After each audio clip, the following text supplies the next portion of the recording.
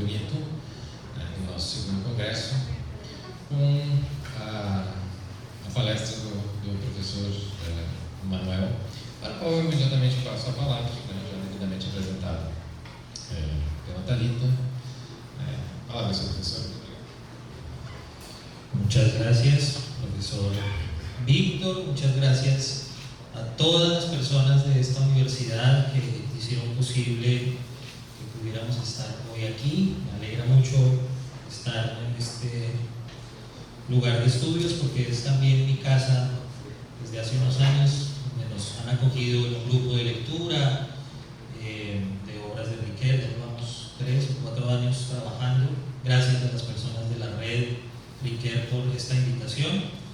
Y bueno, está el texto proyectado y procuraré leerlo despacio para que todos lo podamos entender. Comienzo con un epígrafe de Riquer. Con mayor fuerza, todavía creo que hay que rechazar la oposición, no tan de moda, pero más radical, introducida por Marx, entre un pensamiento que se limita a considerar y contemplar una praxis que transforma el mundo. Esta comunicación surge de 3 aspectos de mi experiencia académica y profesional. En primer lugar, por más de una década he sido profesor, sobre todo de investigación educativa en programas académicos que forman maestros y maestras. En este recorrido he ido aprendiendo que la investigación ha de llevar a mis estudiantes y a mí mismo no solo a tener sólidos conocimientos disciplinares, epistemológicos y metodológicos, sino también a pensar nuestras propias prácticas, los contextos donde las llevamos a cabo y las posibilidades de nuestra acción y reflexión para transformar las realidades en las que habitamos, especialmente aquellas marcadas por injusticias, desigualdades, violencias y desesperanza aprendida. En todo este periplo he visto cómo en universidades públicas y privadas de mi país investigar se ha vuelto otra cosa muy distinta al despliegue de la dialéctica entre pensar y actuar, la construcción de nichos académicos o el trabajo responsable y comprometido con personas y comunidades. Por supuesto que en Colombia y en todo el continente latinoamericano hay muchas personas, colectivos o redes resistiendo aún en el seno de las instituciones de educación superior. Muchas investigaciones mantienen su espíritu crítico, su interés emancipatorio y su agudeza moral para no dejarse llevar por los cantos de sirena del capitalismo cognitivo. No obstante, en no pocas universidades de América Latina, investigar es más bien una práctica burocratizada que ha de ser medida en productos, índices o cifras de impacto.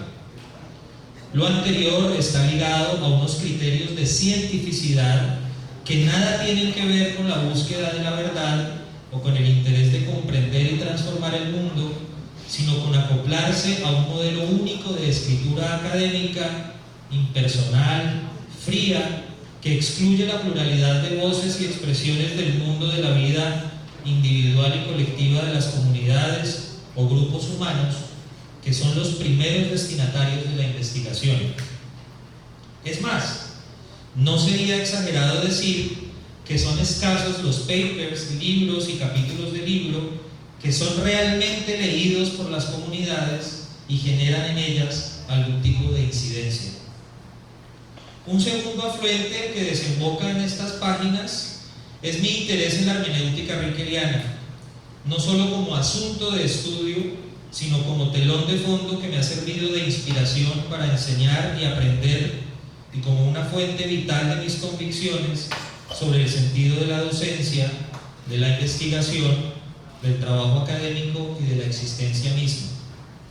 Investigar hermenéuticamente es entonces un modo de esperar estar en la verdad, de reconocer la finitud de los hallazgos, pero también la plausibilidad de las comprensiones parciales sobre los fenómenos y el conjunto de convicciones que vamos formando en diálogo con otros. También es un acicate para hacer de las voces del profesorado, del estudiantado o de diversos actores sociales una fuente de sentido que no solo se lee desde la teoría, sino que dialoga con ella, la complementa, la cuestiona, le permite resonar armónicos inusitados. Respecto a mi experiencia como profesor inspirado en la hermenéutica, permítanme relatar brevemente una anécdota. En 2004 entré a ser profesor asistente en el Departamento de Ciencias Sociales en una universidad pública colombiana con una larga tradición de trabajo pedagógico, social y comunitario inspirado en las pedagogías críticas, el pensamiento latinoamericano y el marxismo, así como una altísima presencia de militantes de diversas facciones de la izquierda, desde comunistas de varias vertientes que conformaban grupos de trabajo visibles en distintos escenarios académicos y políticos, hasta encapuchados que armaban protestas con piedras y bombas caseras. Casi todos, con mayor o menor vehemencia, miraban con sospecha a todo aquel que quisiera llamar la atención sobre el estudio del lenguaje, de la narración o del sentido, que hablara de tradición, autoridad o historicidad, que citara a Husserl, Heidegger, Gadamer o Ricoeur, y que arguyera que la comprensión era una vía fructífera para las ciencias sociales y la pedagogía. A los hermenéuticos, junto con los fenomenólogos, nos miraban con suspicacia, nos decían los medievales o los fachos, y nos acusaban de frente o veladamente de querer mantener el status quo, o por lo menos de no fijarnos en los problemas que realmente importaban: las desigualdades sociales, el dominio de las clases más favorecidas, el empobrecimiento de la clase obrera a la que pertenecía también el profesorado, entre otros. Creo que no incurro en una generalización grosera si digo que estas acusaciones eran coronadas con la recitación de la famosísima tesis undécima sobre Feuerbach. Los filósofos no han hecho más que interpretar de diversos modos el mundo, pero de lo que se trata es de transformarlo. Por último, este texto surge por la invitación que se nos ha hecho a todos los presentes en este congreso: poner en diálogo a Ricoeur con el pensamiento latinoamericano en una clave filosófica abierta a diversas corrientes, disciplinas, prácticas y sentires. Así, propongo una aproximación al trabajo de Orlando Falsborda, sociólogo colombiano, barranquillero, 1925, 12 de agosto de 2008, de quien este año se celebra el centenario de su natalicio. Falsborda es ampliamente reconocido por su influencia en las ciencias sociales de nuestra América y de otras latitudes, especialmente gracias a la consolidación de un método denominado investigación-acción participativa, que adquirió gran prestigio, sobre todo después de que viera la luz su obra monumental titulada Historia doble de la costa, publicada en 4 volúmenes entre 1979 y 1987 y reeditada por la Universidad Nacional y la Biblioteca Nacional este año con ocasión del centenario. En suma, en esta comunicación que comparto con ustedes confluyen mi experiencia en formación para la investigación de noveles docentes en un contexto de un cierto cientificismo adobado con capitalismo cognitivo, la convicción de que la hermenéutica riqueriana tiene talante crítico, pero puede ser problematizada, y la figura de Orlando Falsborda, cuya propuesta de investigación-acción participativa da que pensar. Propongo un diálogo que en principio podría denominarse imposible, toda vez que, hasta donde tengo conocimiento, los dos autores jamás se encontraron ni se leyeron, ni Falsborda se reconoce deudor de una perspectiva explícitamente hermenéutica, ni Ricoeur se mostró interesado en hacer una obra como sociólogo o historiador en una perspectiva cercana a la de la acción participativa. Sin embargo, al ligar a estos dos autores en un mismo trabajo, apelo a Ricoeur, cuya obra nos mostró que es posible poner a dialogar a filósofos de distintas épocas y tradiciones, así como a pensadores procedentes de disciplinas distintas, sin la pretensión de hacer una síntesis de teorías o de disciplinas, sino más bien con la actitud de estar atentos a la voz del otro, a reconocer en el otro una legitimidad de su punto de vista, sin renunciar a los puntos de vista propios y a buscar el sentido de las cosas mismas antes que encerrarnos en una doctrina, una escuela o una disciplina. Con esta convicción, en las páginas que siguen, abordaré solamente una idea que considero pone en diálogo a ambos autores, pero que también nos puede interrogar sobre nuestras prácticas de investigación en filosofía y especialmente en educación. Esta idea podemos enunciarla así: investigar implica una apuesta por la transformación de los participantes en el proceso, así como de sus contextos vitales. Si parafraseamos el leitmotiv rickeriano expuesto entre otras publicaciones en Del texto a la acción, podríamos decir: investigar más es transformar mejor, y en clave falsbordiana se podría complementar la idea diciendo: participar más es comprender mejor, a la vez que comprender más nos lleva a participar mejor. Primero, comprensión y crítica, el texto, la acción, el sí mismo. De modo muy esquemático, comienzo señalando tres ámbitos hermenéuticos conocidos por todos los aquí presentes, en los que la comprensión muestra su talante crítico: los textos, las acciones consideradas como textos y nuestro sí mismo. Sobre el primer ámbito, recordemos las ideas centrales de varios trabajos publicados en Del texto a la acción. Una vez expone las implicaciones de que el discurso sea fijado en la escritura, Ricker señala cómo leer un texto conlleva una doble operación: explicar y comprender. Explicar un texto supone desentrañar sus estructuras, su tejido interno, asumirlo como un objeto cerrado, autónomo, independiente de sus contextos de producción, así como de las intenciones de quién o quienes lo escribieron. En suma, al texto se le aplican leyes formales de análisis y se le considera como un todo que tiene unidades constitutivas, susceptibles de relacionarse y combinarse entre sí, operaciones mediante las cuales adquieren significación, pero siempre intrínseca al texto. Sin embargo, la lectura de un texto no se completa con la sola explicación. Se requiere un trabajo de lectura que complete el llamado arco hermenéutico, en el que el lector sea capaz de interrogarse ante el texto, apropiarse del mundo que se abre en él, plantearse sus propias preguntas y cuestionarse su mundo de la vida a partir de los sentidos que emergen del trabajo sobre el texto.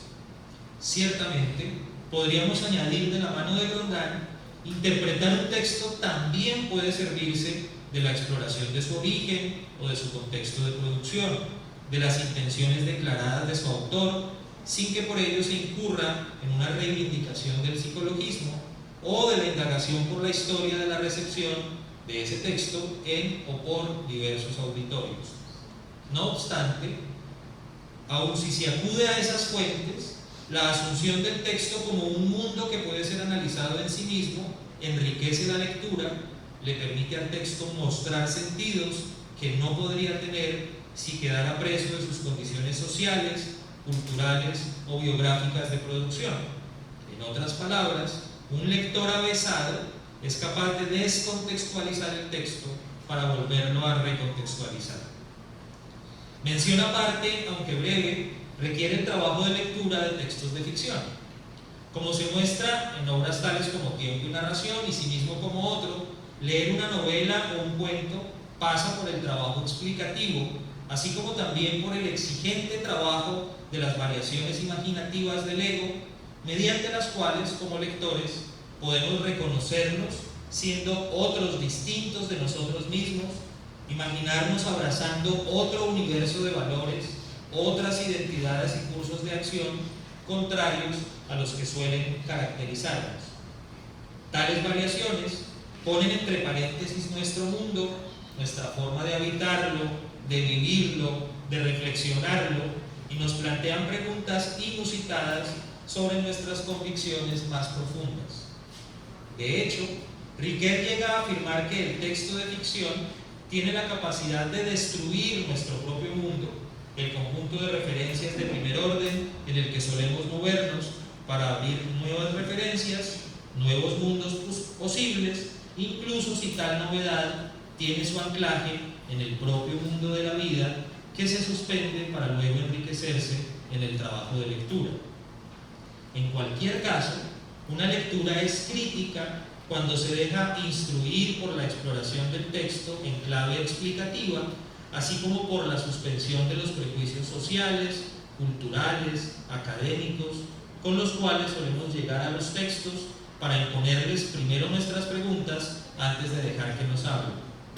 También lo es si asume que el texto abre múltiples posibilidades de interpretación que redundan en su apertura como mundo en el que puedo habitar, pero asumiendo que no toda interpretación es válida en la medida en que el texto es un campo limitado de interpretaciones posibles.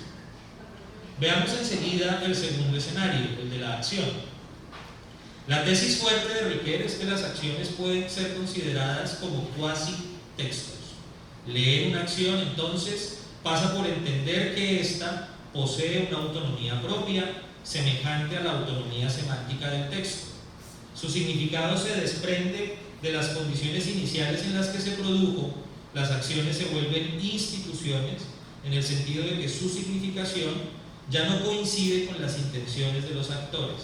Se puede despsicologizar esta significación hasta el punto en que la significación resida en la obra misma. Además, tal significación se inscribe en el curso de las cosas y se vuelve archivo y documento, que pueden ser interpretados por lectores de procedencias y marcos de comprensión muy visibles y aplicada a contextos nuevos por ser dirigida a una serie indefinida de lectores posibles.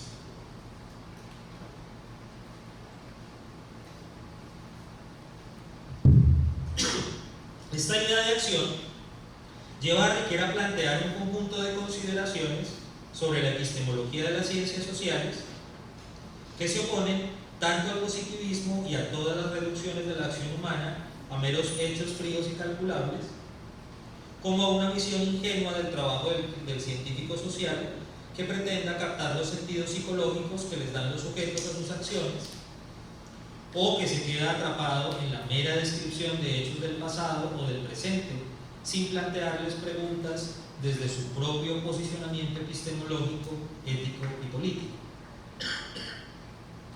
La propuesta de Riquet, análoga a su teoría de la lectura, es la de poner en diálogo la explicación y la comprensión como dos momentos de un mismo arco hermenéutico. Así, de una parte, cuando intentamos estudiar una acción, preguntamos ¿por qué tal persona actuó de esa manera? ¿Qué lo llevó a eso?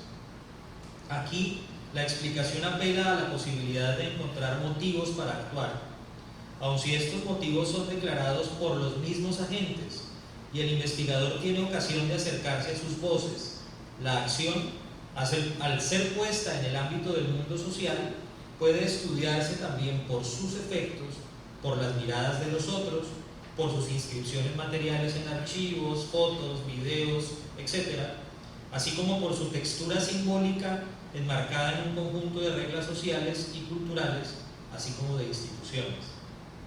Explicar una acción tiene un talante crítico porque nos lleva a desconfiar del sentido presupuesto como dado, tanto si se asume que éste se reduce a lo meramente observable, como si se considera que el sentido de una acción está en la declaración inmediata de los actores sociales o en las descripciones densas de un investigador cuya aproximación es meramente descriptiva, valga la redundancia, o en los contextos en los que se produce.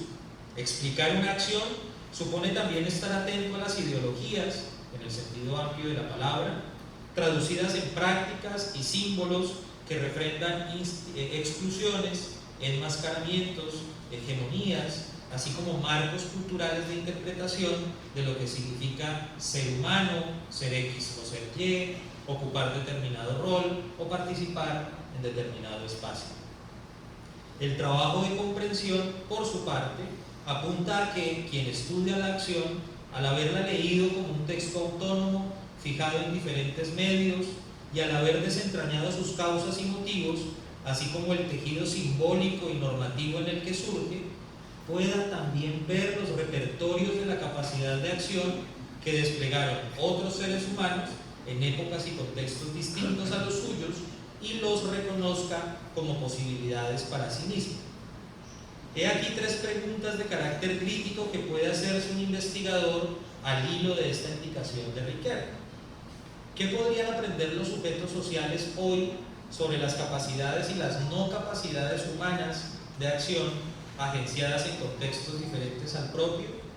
¿Qué nos enseñan esas capacidades como respuesta a desafíos particulares, a nuestra propia respuesta a los desafíos que tenemos que enfrentar hoy? Por último, ¿cómo confrontan las acciones de esos sujetos o grupos nuestra propia acción, junto con todos sus elementos constitutivos, tejido simbólico, base normativa, causas y motivos?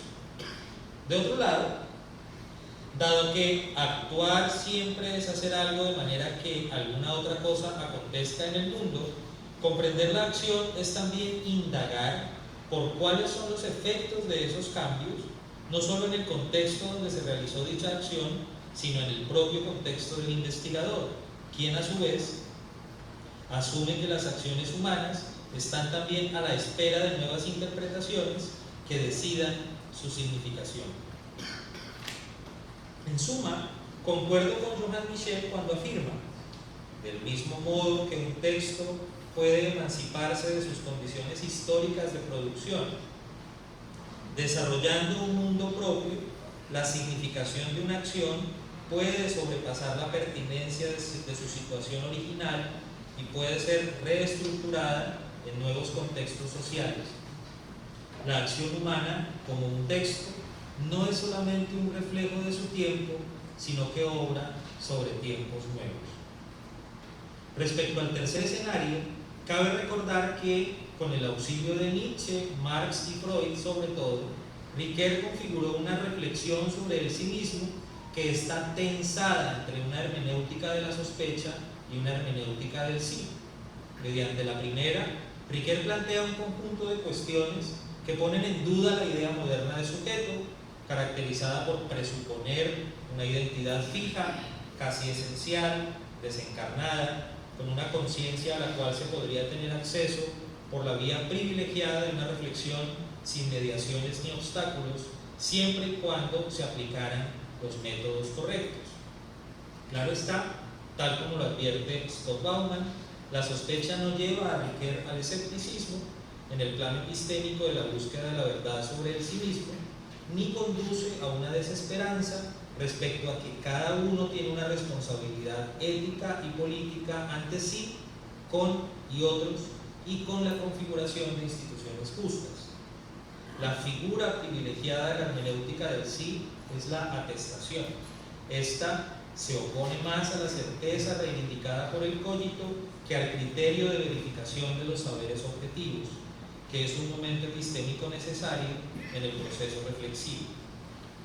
Esto último hace referencia al diálogo que Riquet entabla con las filosofías analíticas del lenguaje y de la acción, a partir del cual plantea que el ser humano, como sujeto capaz, se reconoce como tal en el rodeo por los enunciados, diríamos orales y escritos, que describen el habla y la acción, los relatos en los que confluyen la identidad personal idem e ipse, y los predicados sobre lo bueno, lo obligatorio y lo conveniente. Bien podríamos decir que hay una suerte de objetividad en estos textos que el ser humano puede explicar más para comprenderse mejor. Al final de cuentas, el sí mismo que se declara como capaz de comprender es aquel que, por un lado, somete a crítica sus propias nociones, imaginarios y prácticas sobre su racionalidad, su volición, su capacidad de actuar, cuestiona el modo como se relaciona con los otros y con el mundo circundante. Es el que, al saberse atravesado por discursos, redes simbólicas, parámetros normativos y patrones de excelencia, puede explicarlos a partir de un análisis riguroso y luego reconocerse en ellos, transformarse y proponer cursos otros de acción. Por otro lado, quien se comprende a sí mismo da testimonio de su capacidad de actuar a pesar de su vulnerabilidad, su contingencia y sus ambigüedades, y es capaz también de pronunciar el heme aquí ante el sufrimiento de los otros.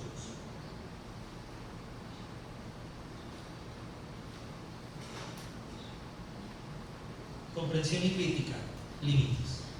En el año 2009 se publicó en castellano un texto de Jean Rodin en el que comparaba la obra de Gadamer y Ricoeur y, entre otros temas, abordaba los aportes de la hermenéutica de ambos pensadores a las ciencias sociales y humanas. En este texto, el profesor canadiense cita un pasaje del texto de Ricoeur titulado La función hermenéutica del distanciamiento. Solo nos comprendemos mediante el gran rodeo de los signos de la humanidad depositados en las obras culturales. ¿Qué sabríamos del amor y del odio, de los sentimientos éticos y en general de todo lo que llamamos el yo, si esto no hubiera sido llevado al lenguaje y articulado en la literatura? Con base en este pasaje, Rodin plantea el siguiente interrogante: ¿y qué ocurre con la comprensión del sí mismo de aquellos que viven en la pobreza extrema, a menudo el analfabetismo, los que no pasan su tiempo como los intelectuales leyendo las grandes obras culturales? Instigado por esta pregunta, publiqué en 2011 un trabajo en el que básicamente argumenté que la pregunta de Rodin apunta a un problema social real, respecto al cual los filósofos y las filósofas tendríamos que asumir nuestra condición de sujetos políticos para unirnos a las luchas en nuestros países por una alfabetización plena y una educación que permitiera a la infancia y a la juventud acceder a la literatura, las artes, los avances de la ciencia, las tradiciones populares, ancestrales y un largo etcétera. También señalé que, desde el punto de vista filosófico, la propuesta de un rodeo por los símbolos de la cultura para comprendernos a nosotros mismos apuntaba a un rasgo antropológico e incluso ontológico del sí, que consistía precisamente en nuestra condición lingüística sedimentada en símbolos y textos de muy diversa naturaleza.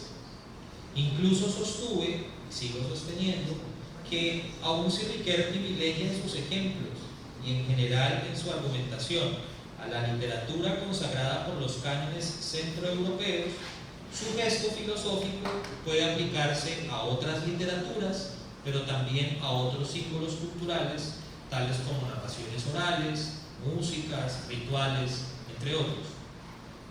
15 años después, la pregunta de Rodin me sigue resonando con otros armónicos, especialmente cuando la pienso desde el trabajo como profesor de futuros docentes en contextos de carencias económicas, baja calidad educativa, escasez de recursos y violencias estructurales en los que se fragua tanto la identidad de los estudiantes como la mía propia.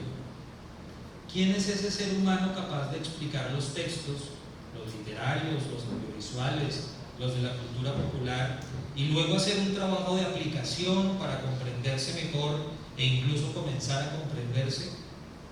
Ese sí mismo es una tarea de la educación y no un supuesto que se da por sentado y se toma como punto de partida del proceso educativo. Es una tarea que requiere, de un lado, una aspiración, un deseo de realización personal y profesional por parte del estudiante, pero también un conjunto de relaciones cuidadosas, pacientes y hospitalarias entre compañeros y con el profesorado, más instituciones justas, capaces de asumir las implicaciones económicas, de infraestructura, de aumento de personal calificado y de recursos tecnológicos que acarrea la tarea de formar a personas que llegan a las aulas con tantas carencias. Otra arista de este asunto concierne al hecho de que el horizonte en el cual se destacan los procesos formativos, incluidos los relativos a la investigación, sigue siendo poco plural. Se impone un modo de argumentación, de escritura, de validación del saber y de comunicación científica propia de la racionalidad científica moderna. Esto se traduce en prácticas pedagógicas que que se empeñan en que quien llega con escasos recursos académicos y teóricos para explicar y comprender, leerse críticamente a sí mismo, posicionarse respecto a la teoría y generar conocimiento pertinente, termine incorporando competentemente en sus prácticas ciertos criterios de excelencia de la ciencia, de la filosofía, como los únicos dignos de ser validados. Asimismo, se asume a veces, sin mayor reflexión, que quienes llegan a nuestras aulas llenos de sabidurías ancestrales o saberes populares, campesinos e indígenas, por ejemplo, en el caso de mi universidad, han de poner entre paréntesis ese acervo cultural porque es poco científico, escasamente filosófico, carente de abstracción y universalidad.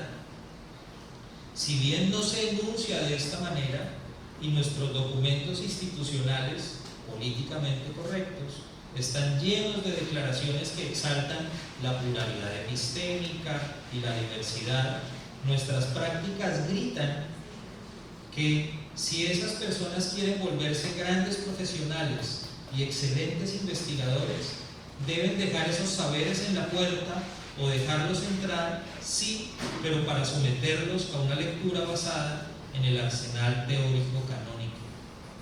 Asimismo, en algunas facultades de filosofía de Colombia, no me refiero así a Colombia, la reflexión sobre las condiciones políticas, económicas y culturales que han imposibilitado u obstaculizado el despliegue de las capacidades humanas del estudiantado, incluidas las de reflexionar, investigar, escribir o publicar, no tienen lugar en los planes de estudio ni en las apuestas formativas porque se asumen como distracción de la noble tarea de pensar conceptos, estudiar autores y escuelas y proponer discusiones exegéticas de gran calado. O, a veces, ocupan un lugar periférico como un tema social y político pertinente, pero no digno de ser pensado como una investigación filosófica seria, porque la disciplina se contaminaría de sociología, antropología o pedagogía. Entonces, temas como el patriarcado, el capitalismo, el colonialismo, el racismo o el conflicto armado, que influyen en la posibilidad del estudiantado y el profesorado de leer críticamente el mundo, de leerse a sí mismos, y que constituyen el suelo nutricio desde donde podemos interrogar nuestro mundo de la vida, esos temas, digo, se excluyen de los planes de estudio y de las prácticas investigativas y o se vuelven materia de profes marginales. Habrá que pensar también del lado de los efectos de la investigación en las comunidades o en las personas sobre y con las que se hace la investigación. Antes de seguir, veamos la diferencia entre estas dos preposiciones que acabo de usar. Se puede investigar sobre una experiencia, sobre un acontecimiento vivido por alguien, porque es eso lo que queremos explicar y comprender. Investigar sobre alguien no es nocivo per se, sino únicamente cuando se reduce a las personas a su mero rol de informantes y se incurre en lo que Falsborda denominó actitud explotadora del letrado rutinario y que otros autores nombran como extractivismo epistémico. Dicho extractivismo reproduce el empobrecimiento de las comunidades o de las personas que nunca llegan a apropiarse de su saber ni ven que prestar su voz, compartir sus experiencias o poner a disposición de quien investiga sus archivos les traiga algún beneficio que redunde en la transformación de sí mismos y de su contexto. Me pregunto si es plausible afirmar que en muchos procesos de investigación quienes logran explicar más para comprender mejor y logran encarnar la idea de que comprender críticamente tiene un talante transformador son solamente los investigadores y a veces sus asistentes, tesistas, estudiantes, estos últimos en menor medida. En la perspectiva que hemos intentado construir con doctorandas en educación y licenciados y licenciadas en ciencias sociales, inspirados implícita o explícitamente en la investigación-acción participativa, preferimos también hablar de una investigación con las personas, con las comunidades. Esto implica que, aunque haya roles diferenciados entre quien investiga profesionalmente y quien no, al menos parte del trabajo de análisis de la información se discute con las personas. A ellas se les invita no solo a validar lo que dice el experto, sino también a controvertir, corregir o modificar los análisis. Y además de esto, se apuesta por diseñar estrategias mediante las cuales la participación de las personas realmente lleve a reconfigurar su comprensión de sí mismos, de su vida o de sus prácticas, a narrarse de otro modo o incluso a comenzar a narrarse y, en dicho ejercicio, reconocerse como sujetos capaces de acción.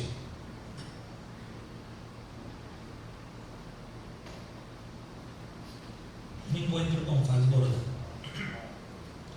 Participar, comprender, participar.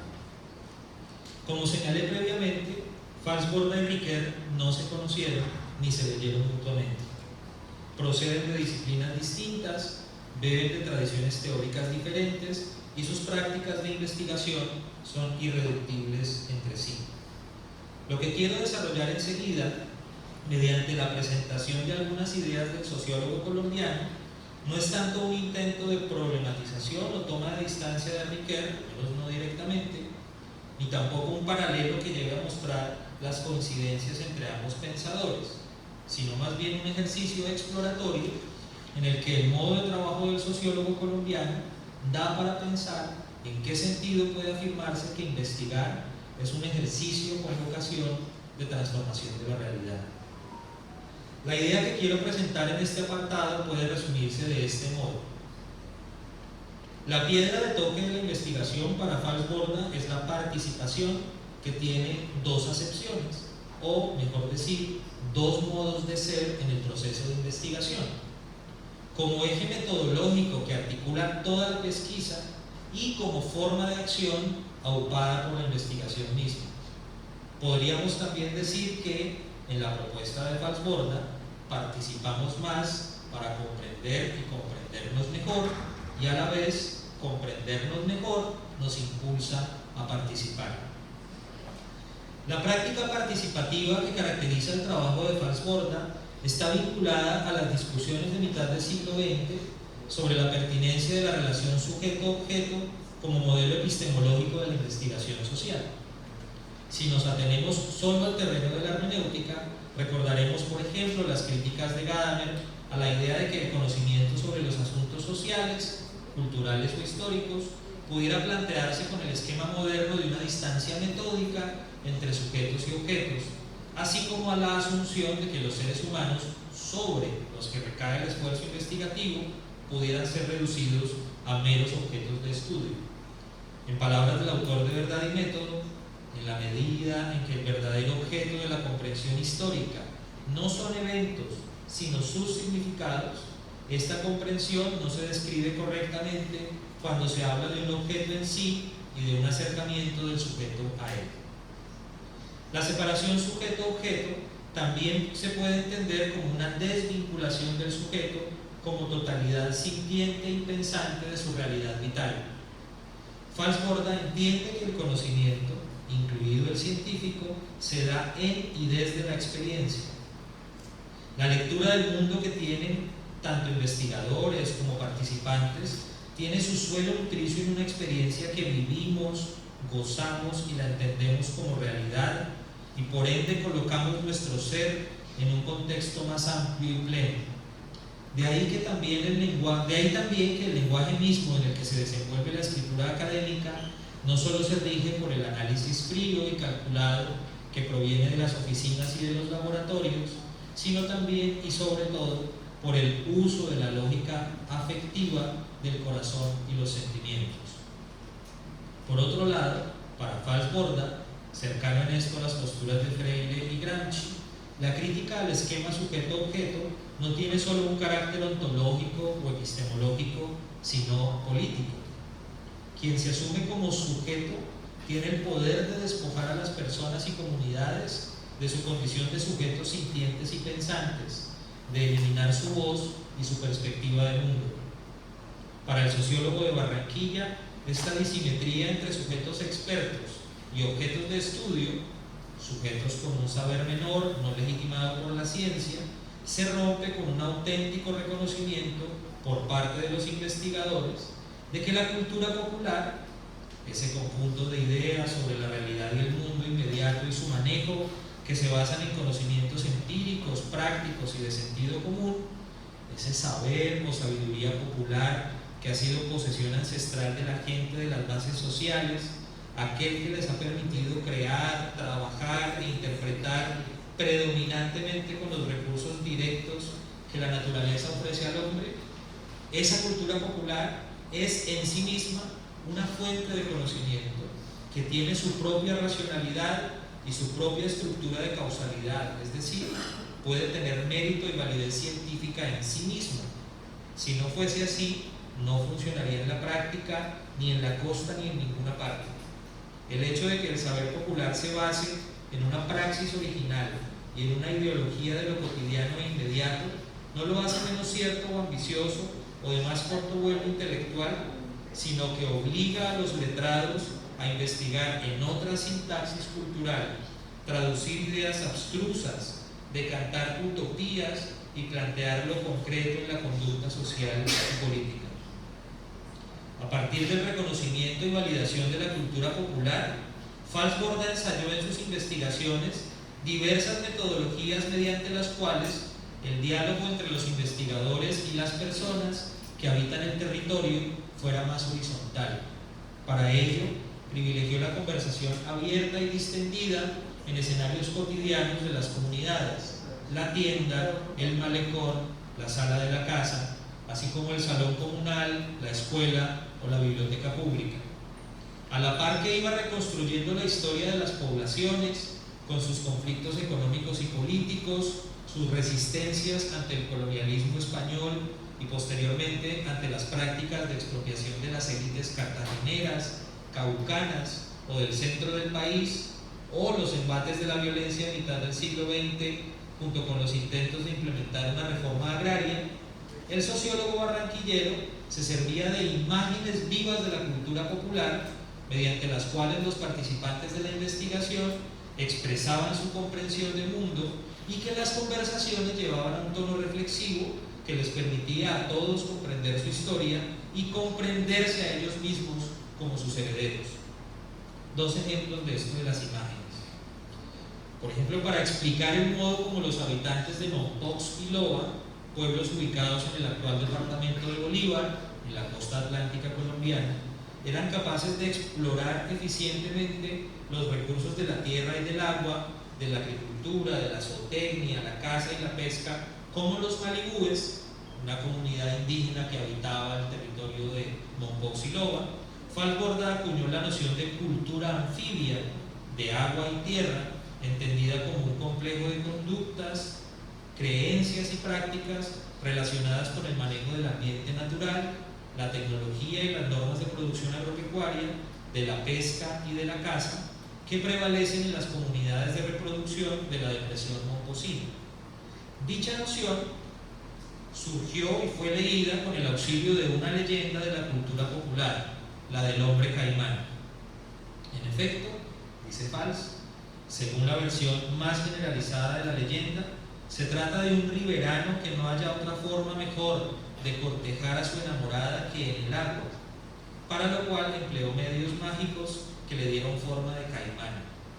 La tragedia ocurre al fallar estos medios en la reconversión a la forma humana, lo que condena al riverano enamorado a su angustiada existencia, parte en el río y parte en cuevas y laderas.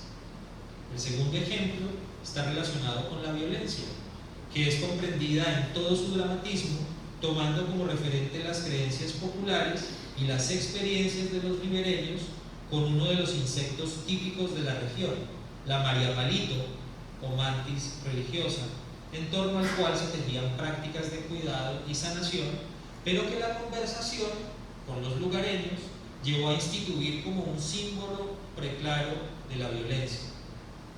La mantis religiosa, allá la mariapalito, es un feroz caníbal que se va comiendo cuanto insecto encuentra, hasta el macho que la apareó. Además es carnívora, y si uno se descuida lo muerde con sus dientecitos de ametralladora, dejando un veneno que solo se combate aplicándole a la mordedura una contra de serpiente o barro de puerco. Díganme si la mantis María Palito no es como la personificación de la maldad, de la violencia misma que devora a sus amantes y a sus propios hijos y que renace en cada muerte. Además de la entrevista, que podríamos llamar más tradicional en el sentido de que había un conjunto de preguntas o cuestiones que los equipos de investigación llevaban previamente definidas, así como del trabajo de archivo en notarías, alcaldías, inspecciones o gobernaciones, centros de documentación o bibliotecas especializadas, Fals Borda se sirvió también de lo que él mismo denominó archivos de baúl. En efecto, en los baúles y armarios de los pueblos olvidados se encuentran más cosas valiosas de lo que uno cree, y un esfuerzo de recuperación de ellas para la historia local y regional, de pronto también la nacional, bien vale la pena. Junto con las entrevistas a ancianas de buena memoria y al apelar a los intelectuales preocupados por sus pueblos de origen, es de las pocas técnicas que quedan por usar con cierto sentido de responsabilidad por los historiógrafos contemporáneos en países subdesarrollados como el nuestro, cuando de reconstruir la historia regional se trata. ¿Qué hacer con todos estos relatos de los ribereños, con todos estos símbolos de la cultura, archivos variopintos, más las preguntas previas del equipo investigador que se reconfiguran después del trabajo de campo y especialmente luego de las conversaciones con la comunidad?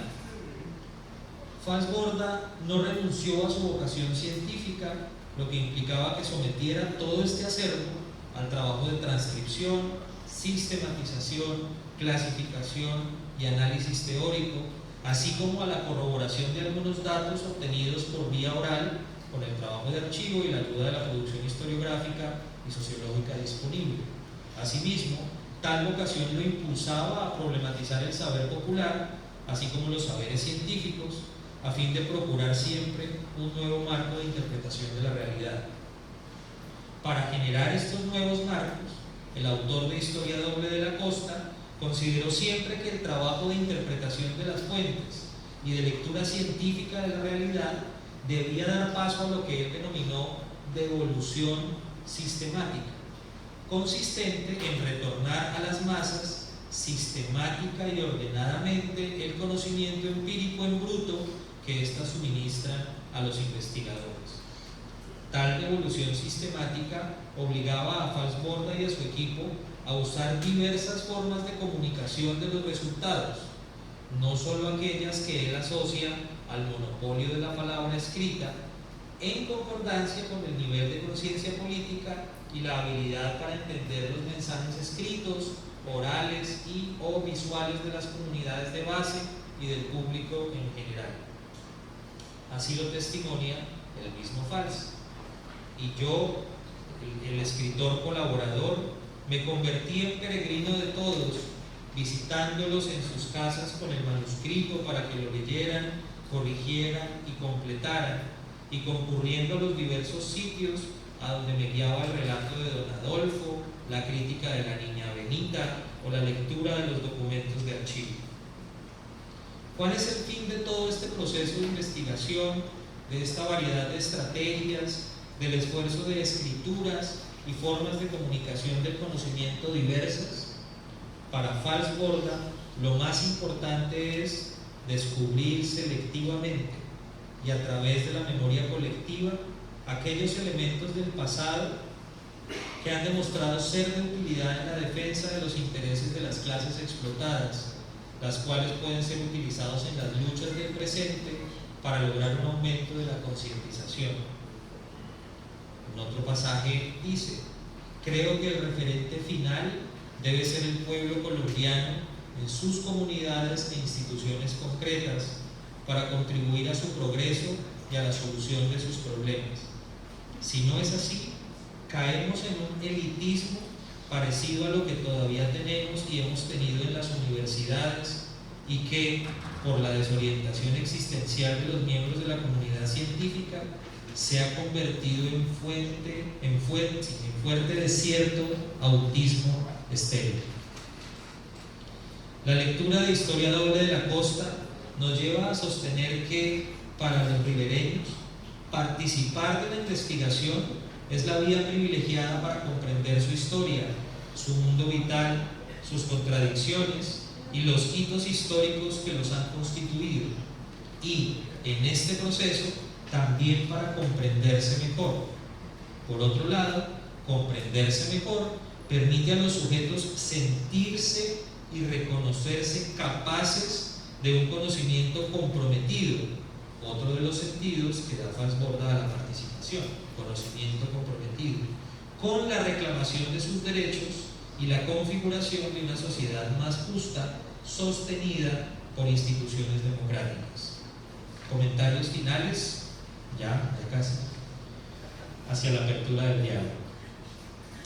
He escrito este texto sobre todo como una oportunidad de poner por escrito reflexiones, discusiones y diálogos sobre mi trabajo como profesor y también como lector de Riquet. Muchas de estas cosas se las debo al colega Freddy Prieto, que está aquí, colombiano. Trabajo con Mónica Martínez, que hace conmigo la tesis, y así a muchas personas.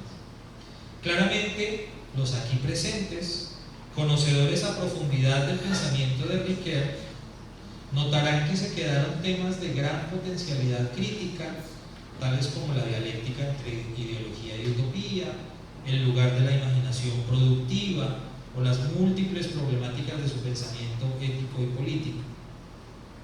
Dichas temáticas también podrían alimentar una lectura comparada con el pensamiento crítico latinoamericano y, en el caso que nos ocupa, con la investigación-acción participativa de Falsborda.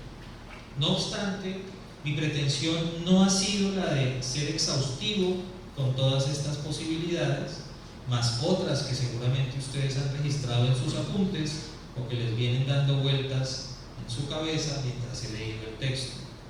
Más bien, he querido llamar la atención sobre algunos desafíos que se nos abren no solo a quienes hacemos investigación social o educativa.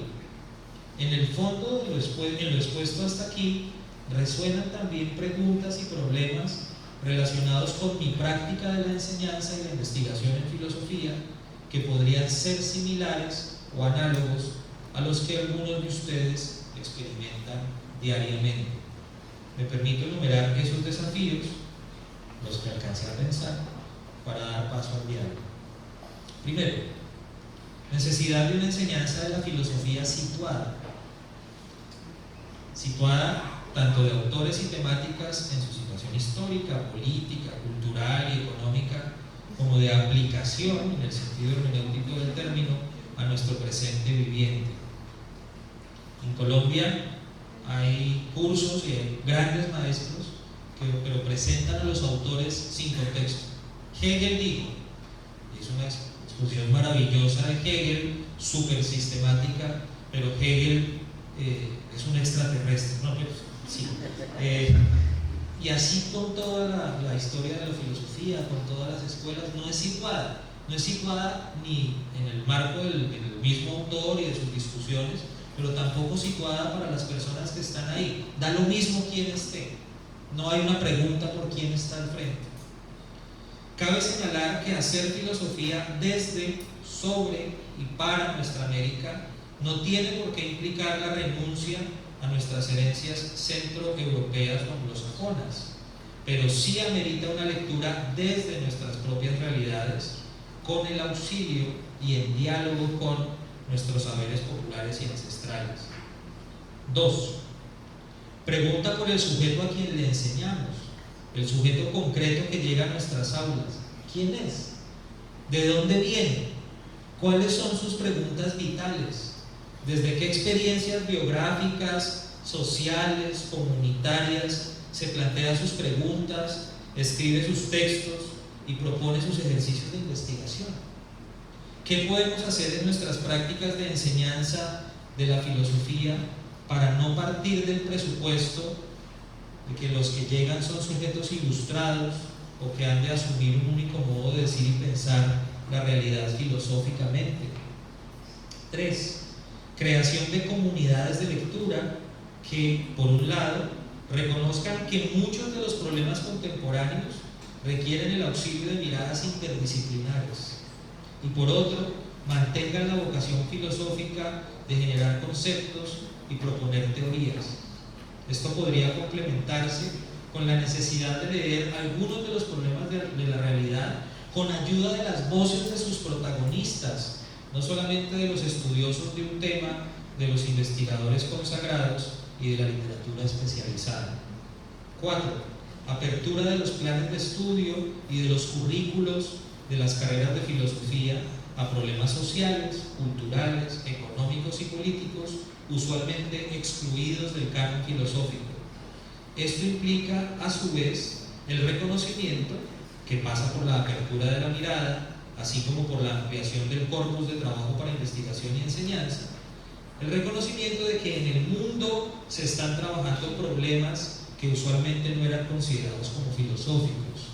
En una universidad X le preguntaron a una doctoranda que por qué iba a trabajar el racismo, que el racismo no era un tema filosófico. Bueno, tocó mostrarle el catálogo de Oxford, Cambridge, Lexington y textos en inglés sobre el racismo para, bueno, si los publican allí a lo mejor es filosófico. ¿No? Suena chiste, pero es anécdota, es verdad, esto pasó. 5. Creación o recreación de estrategias pedagógicas para articular la investigación especializada en filosofía y la experiencia de personas y grupos usualmente excluidos de lo que solemos llamar academia. Eso pasa por pensar la llamada proyección social de la universidad de forma más creativa, a fin de que dicha proyección no solo se traduzca en eventos académicos y cursos de formación, diplomados, cursos de extensión, sino que realmente revierta en procesos participativos de las personas eventualmente implicadas en los procesos de reflexión e investigación. Estoy convencido de que iniciativas de este calado, más otras exploradas o por explorar, permitirán que podamos decir en el ámbito de la formación colombiana, quizás latinoamericana, en filosofía, que investigar en filosofía, más exactamente en una perspectiva hermenéutica, para tratar de comprender el mundo, lleva implícita una apuesta por transformar. Muchas gracias.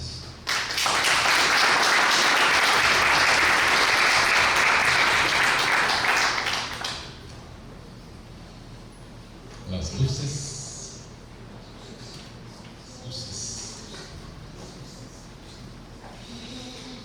Muito obrigado, professor Manuel, por nos brindar com essa reflexão. E, evidentemente, agora é o momento de abrir para a conversa, para as perguntas.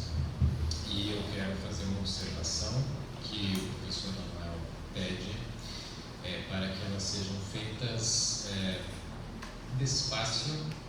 Portanto, vou me servir do privilégio que tenho de estar aqui e passar na frente de todo mundo como uma forma de teste, para que o professor Manuel diga se está de acordo com o mandamento. Certo? Se o poder não for para abusar um pouquinho, né? Professor Manuel, durante sua apresentação, me ocorreram muitas perguntas. Porém, seu texto faz uma coisa que, como a gente pôde constatar na palestra da professora Ana, ele fez algo que já desautorizou uma pergunta que sempre aparece. O que hacer? O que hacer? O que nós fazemos? O professor apresentou cinco, né? Apresentou um programa a ser implementado, que parece, para nós aqui nessa sala, necessário, e penso eu, para qualquer candidato a um cargo político, um candidato de esquerda, vai parecer muito difícil de ser executado. Né? Se ele contrata para ser o secretário da pasta da educação, né? E o professor entrega isso, eu consigo imaginar uns 3 ou 9 candidatos de esquerda que vão dizer muita coisa, não há como fazer tanta coisa. E eu lembro de algumas páginas do Riquet, no Tempo e Narrativa 3, em que ele diz assim, veja, esse é o meu Riquet, esse é o momento que o professor Roberto Lautzen se pergunta até quando ele vai vir nos eventos de Riquet, bater no Riquet em público. O Riquet diz que talvez seja o caso de mantermos nossas expectativas determinadas, nossas experiências indetermináveis, ou seja, esperar de maneira mais consequente, mais atenta e abrir-se para o que os acontecimentos nos trouxerem, né? Com menos, digamos assim, patos de controlar o processo. Faço essa observação para lhe perguntar como é que o senhor mesmo vê essas linhas programáticas que o senhor estabelece. São expectativas determinadas ou são ideias, diretrizes de um tipo quase kantiano, assim, que devem nos inspirar a despeito da possibilidade de que cheguemos nelas de maneira plena? Essa é a pergunta. Até sugiro, né, se o senhor quiser juntar, provavelmente vão aparecer perguntas talvez assemelhadas. Se quiser deixar para responder em bloco, acho que né? Pode ser. E desde já agradeço. Doutora Cristina? Vou falar devagar também. Muito obrigado, Manuel, pela sua excelente fala. Apesar de você ter trazido, no caso da Colômbia, como professora aqui no Brasil, já há 15 anos, numa instituição federal, eu me vi muito escutada, né, nas minhas frustrações, pela sua palestra, né? Aí eu queria pedir a sua opinião a respeito, foi muito focado, né, no programa, como o Vitor falou, o que fazer no sentido tanto do professor, né, como também no âmbito das políticas. Eu queria focar nessa questão das políticas institucionais.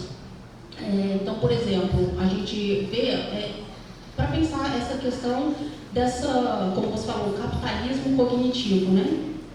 Se a gente pensar nas avaliações que a gente tem, por exemplo, nos programas de pós-graduação, a gente tem um imperialismo, por exemplo, né, das publicações das pesquisas. E, por exemplo, as práticas extensionistas, que muito contemplariam essa devolução para a comunidade de um benefício real daquela pesquisa, né? Então você vai lá na comunidade, pesquisa, publica, preferencialmente nas revistas de estrado superior, para garantir sua permanência no programa, uma avaliação positiva na quadrienal da Sucupira, né? E manter as bolsas do programa e, quem sabe, abrir um doutorado, se você está no programa de mestrado, né? Mas o que acontece com aquela comunidade? Um agradecimento para ela no seu artigo, né? Então, você melhora, o seu programa melhora, a universidade melhora, mas a comunidade, como você bem mostrou, não vai receber nada. Eu vivenciei esse ano, inclusive, também falando de casos particulares, 2 situações tristes, né? Um colega que faz um trabalho de extensão lindíssimo, que chama o projeto Cinecombi. Ele tem uma Kombi, não sei se você sabe o que é Kombi na Colômbia. Como seria Kombi na Colômbia? É um utilitário bem popular aqui da Volkswagen. E ele tem uma Kombi e ele pregou uma tela na Kombi e ele vai nas comunidades levando curta-metragens sobre problemas sociais. Então a gente tem lá em Maceió um problema do afundamento de 5 bairros pela indústria da Braskem. E ele leva curtas de produtores alagoanos para essas comunidades. Muitas pessoas nunca foram ao cinema na sua vida, né? E ele leva também os palestrantes para uma discussão muito aberta. Quantos pontos estudar para ele na avaliação? 0. ele não conseguiu as bolsas do PIBIC para os alunos, agora na última avaliação. A gente tem na universidade vizinha, lá do Sergipe, um outro colega que também faz um trabalho muito interessante com crítica de cinema nos círculos do pessoal que trabalha com cinema independente, né? E ele publica em alguns jornais também, voltados, né, para trabalhadores. Quantos pontos isso vale na Sucupira? Nenhum ponto. Ele foi descredenciado do programa de pós, né? E mesmo a gente, para se manter no programa de pós, a gente deixa, por exemplo, de ler literatura nos finais de semana para produzir um artigo sobre a prática que você fez. Então, eu estou lá no PIBID, por exemplo, que é um programa importante, que eu vejo como importante, porque leva para os alunos da escola pública algum acréscimo na vida deles, mas também não vale pontos. Agora, vale pontos se você publicar o artigo resultante dessa experiência. Para poder publicar, você tem que usar o seu final de semana, porque senão você não vai ser jogado fora do programa de pós, né? Aí eu não imaginei que eu ia poder falar dessas coisas no congresso. Agradeço pela oportunidade, queria ver como você vê essa questão, porque parece que por mais que a gente já tenha os 5 itens lá do programa, se não mudar essa mentalidade da avaliação da universidade e da pós-graduação, eu não sei se a gente consegue. Não estou dizendo que a gente não tem que avaliar a produtividade, mas por que essa noção de produtividade ela é tão restrita a isso que você denominou tão bem com seus autores, né? Esse outro que eu não conheço, né? Que vou com certeza buscar conhecer, né? O capitalismo cognitivo, né? Porque tantas coisas são produtivas, mas não são produtivas, né? Nessa avaliação. Desculpa se falei muito, era um desabafo também.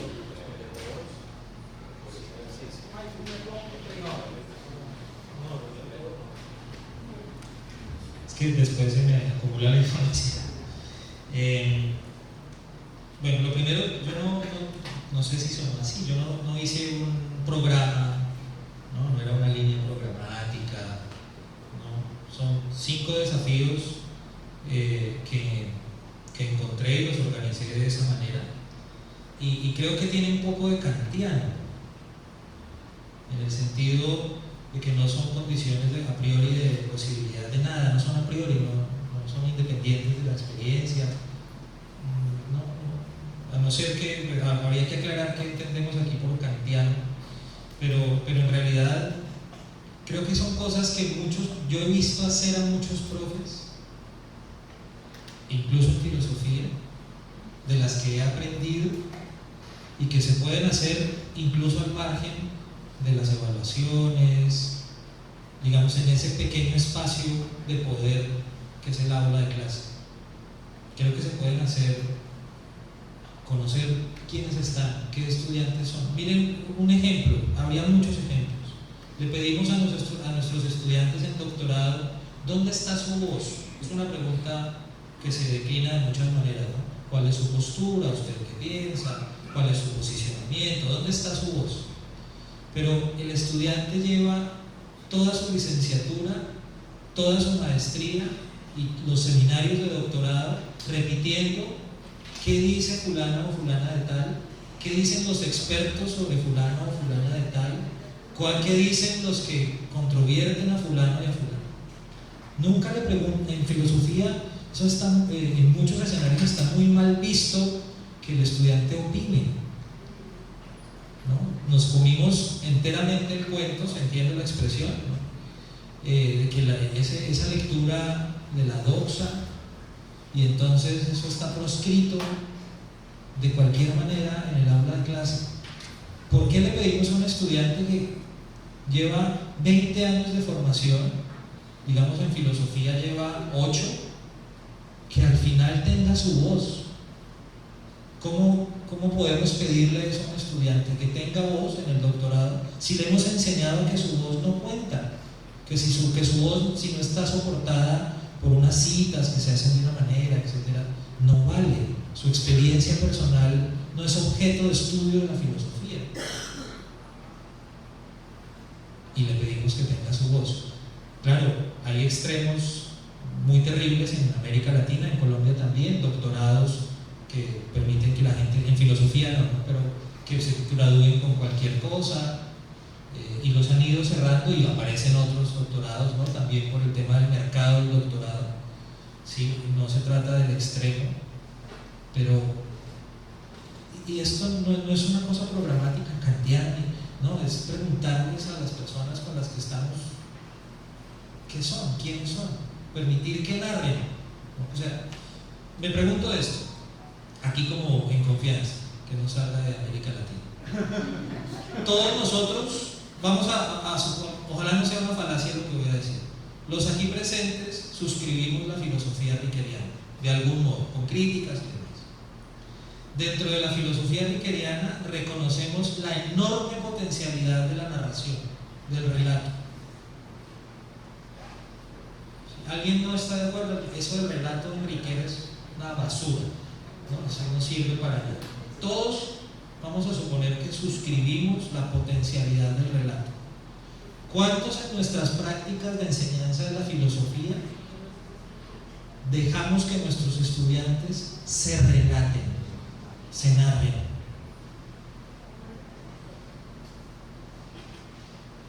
¿Cuántas narraciones circulan en nuestros espacios de enseñanza de la filosofía? Pero somos tremendamente rickerianos, camiseta de Ricker.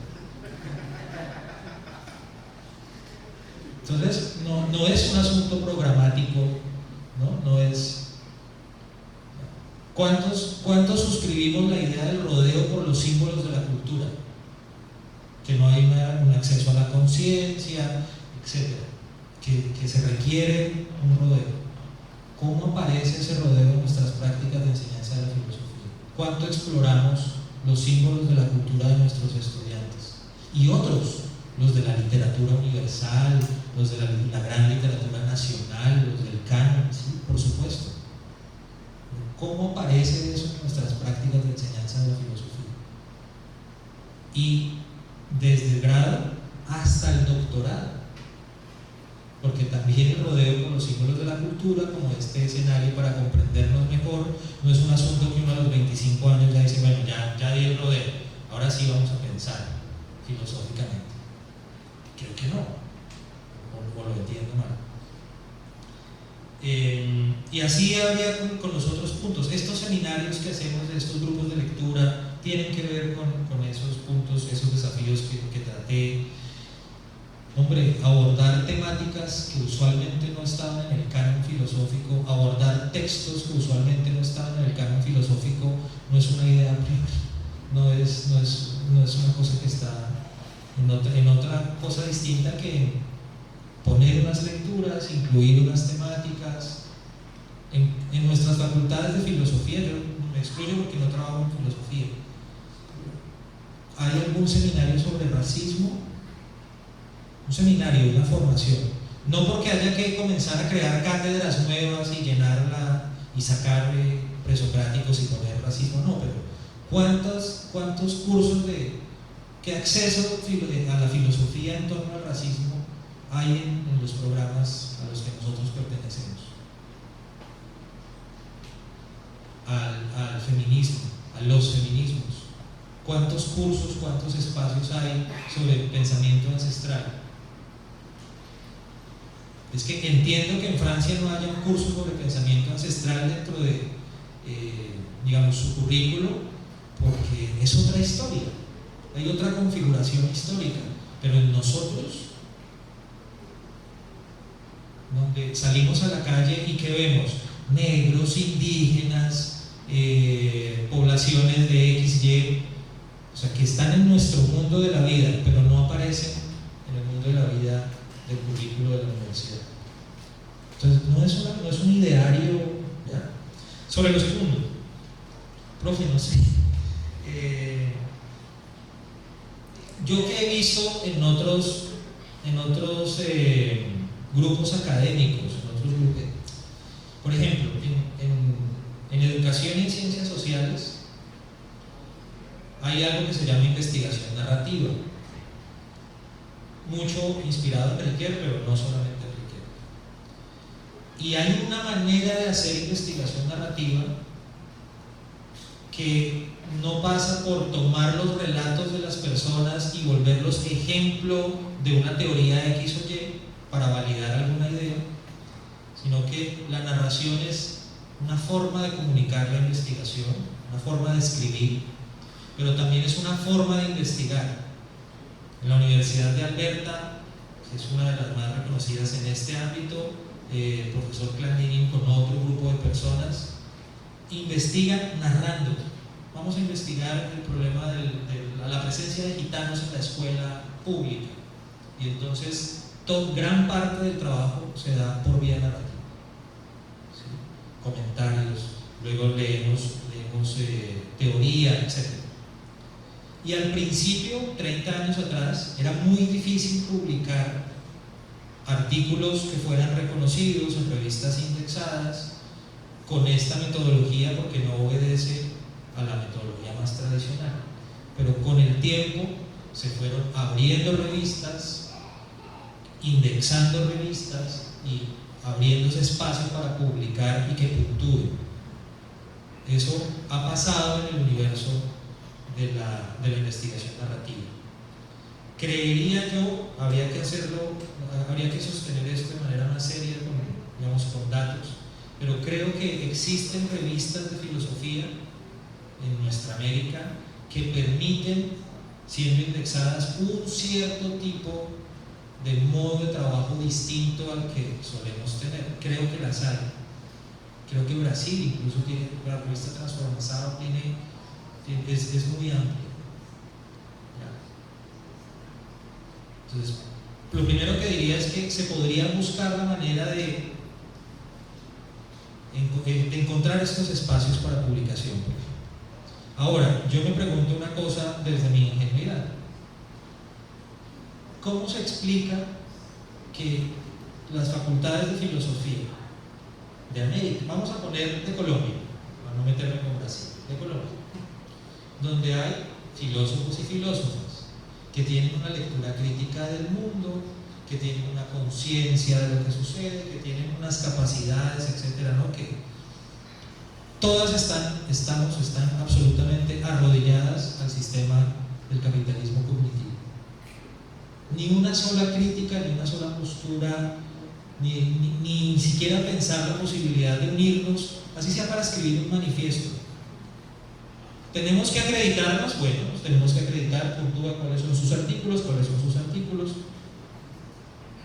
¿En qué momento los profesores de filosofía nos volvimos arrodillados al sistema de indexación y de puntos y de calificación? ¿A qué hora? ¿Eso cómo pasó?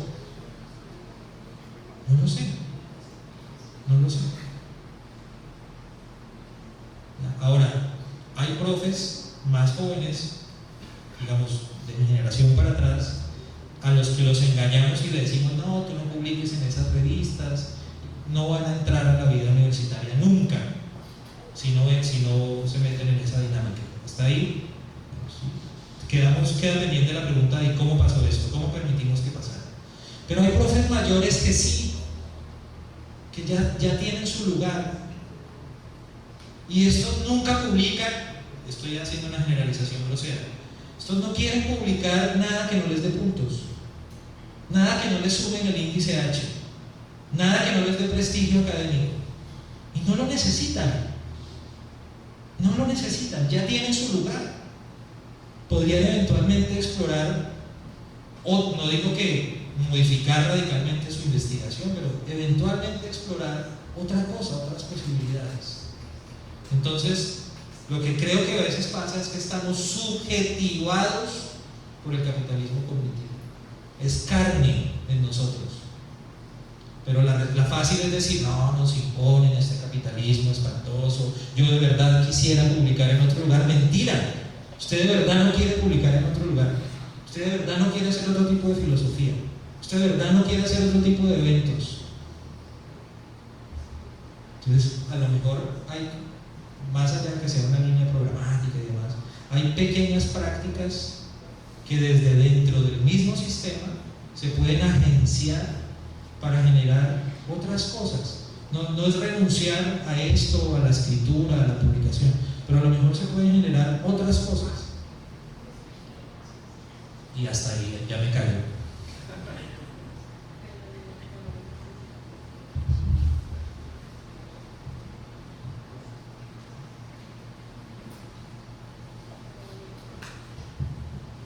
Profesor Manuel, en Colombia durante muchos años dominó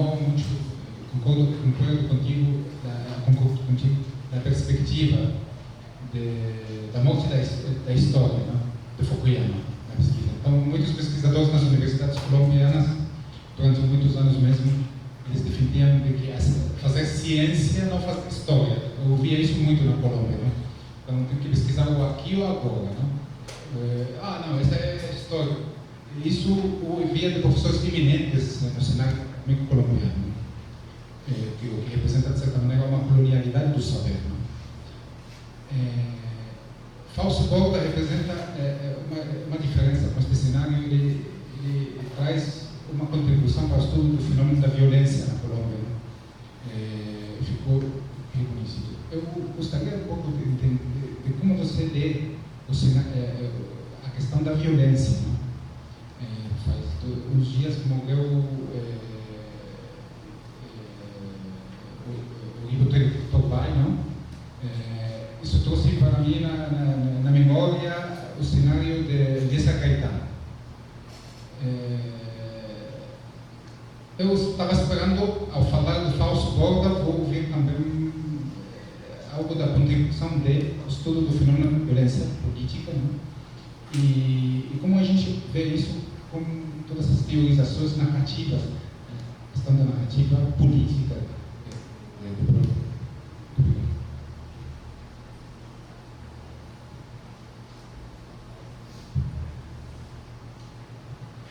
Sí, profesor Manuel, sí, escuchándote tu participación, me quedé pensando en el contexto de mi persona. Yo soy chileno, soy profesor de filosofía también, y me quedo pensando en esos dos momentos que tú hablaste, la parte de la explicación, el tema, y la parte de la comprensión.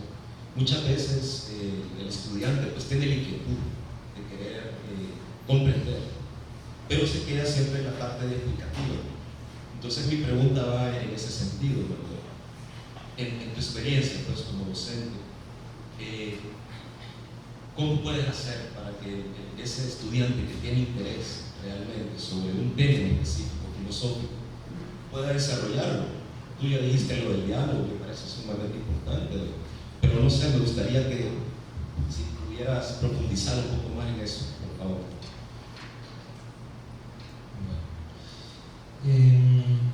Profesor Maya. No sé bien cómo contestarle porque el trabajo de la violencia en Colombia de Fausto Borda, que lo hizo con dos sociólogos, fue un trabajo que leí hace rato, mucho rato, y no lo tengo tan fresco en la memoria.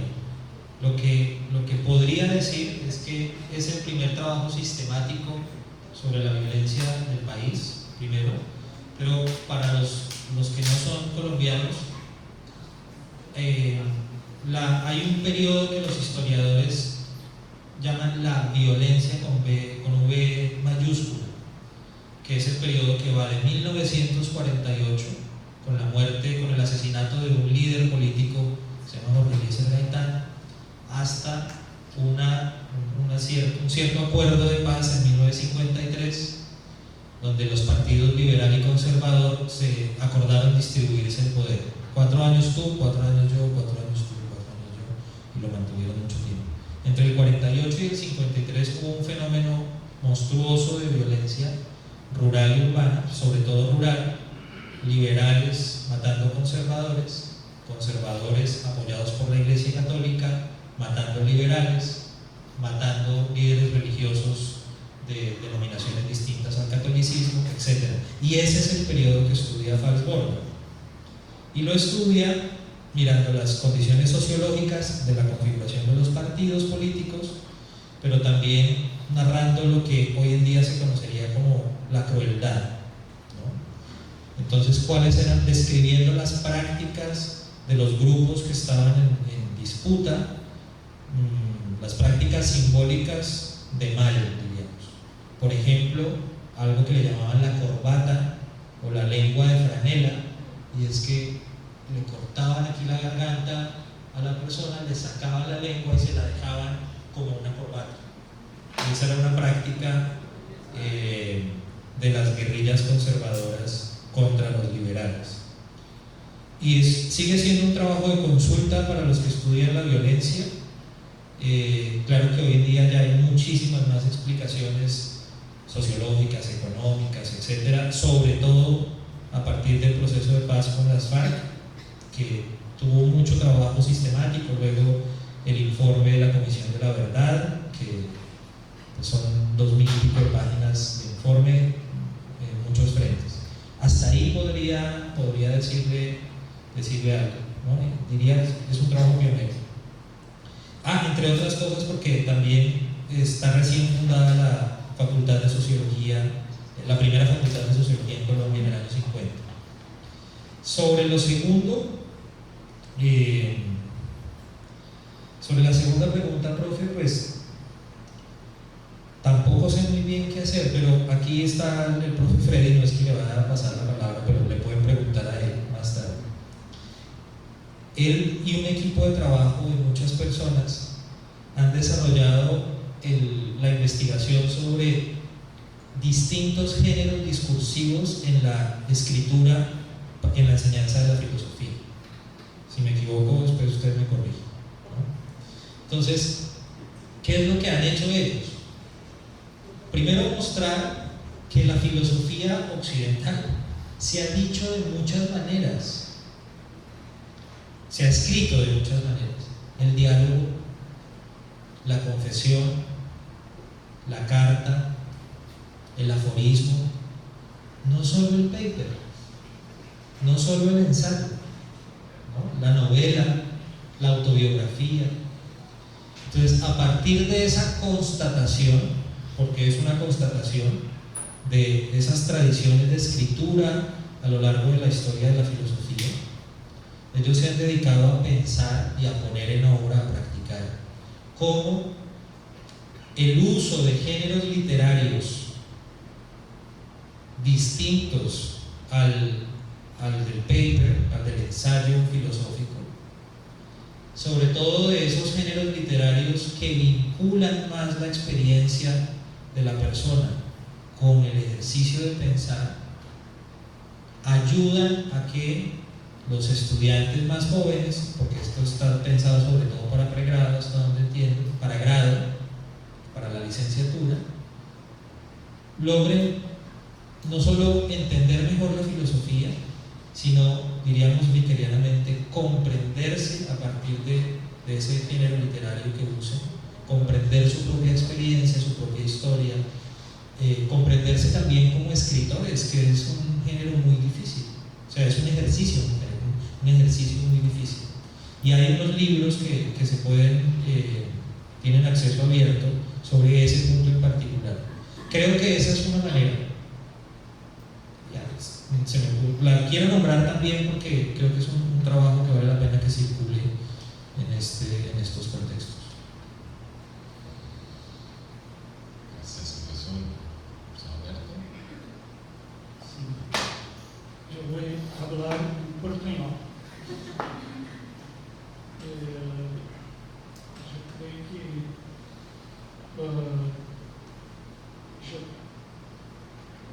creo que agora me veio em francês, mas eu vou fazer uma pergunta em português. Primeiro, eu creio que eu devo tomar o microfone porque eu fui citado. Não é professor, então,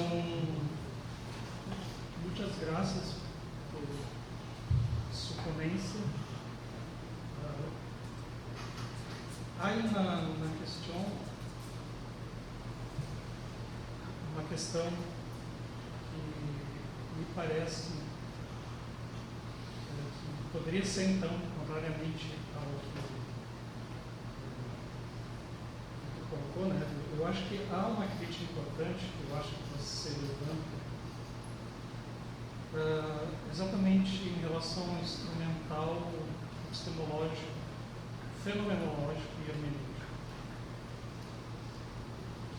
Me parece que se aproxima de uma perspectiva filosófica mais de uma antropologia do homem capaz, de uma teoria da ação fundamentada sobretudo na linguagem, né? Enfim, os atos de fala, e todo aquele desenvolvimento que a faz assim mesmo como outro. E de lá ele parte para uma espécie de um neo-aristotelismo, né? A partir de McIntyre. E aparece a noção de praxis lá também. Mas é a praxis no sentido de Aristóteles. E me parece que você levantou uma questão muito importante.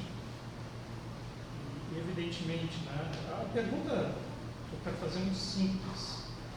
Você acha, para ler a realidade, né, essa filosofia que se volta para a realidade, um instrumental fenomenológico hermenêutico, ele é suficiente? Não teríamos que partir para uma análise sociológica, sobretudo, né? Eu sei que alguns sociólogos, inclusive,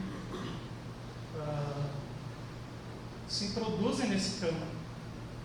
Eu diria até o Johann Michel, em algum momento, me parece que ele quer fazer uma certa defesa da fenomenologia em relação às ciências sociais, né? A fenomenologia, a hermenêutica, né? Mas eu creio que, por exemplo, eu citei o conceito de praxis no sentido aristotélico, mas não no sentido marxista. Quer dizer, a ideia de classe é uma forma de ler a realidade que pode abarcar essa condição de vida de pessoas, vamos dizer assim, rejeitadas ou excluídas pelo capitalismo, né? Então, a pergunta é essa, né? Será que teríamos, então, né? Evidentemente que eu acho que você também deu, em certo sentido, a resposta, na medida em que você disse que é preciso deixar falar essas narrativas. Quer dizer, o instrumental hegeliano consegue atingir as minorias nesse sentido, né? Mas, de outra parte, me parece que o conjunto social não é tocado. E a gente poderia, inclusive, fazer uma defesa das múltiplas narrativas que hoje em dia, né, todo mundo quer fazer a sua e tudo mais, e que, evidentemente, nunca faz uma crítica do social enquanto tal, né? Então, a minha pergunta é essa, né? Se realmente uma análise sociológica dura, ou um outro instrumental, poderia realizar essa transformação. Basicamente, isso. Não sei qual a sua opinião sobre isso. Gostaria de ouvir. Não sei se eu fui claro, desculpe, eu tentei aqui me enrolar todo com as duas perspectivas de língua do francês e do espanhol.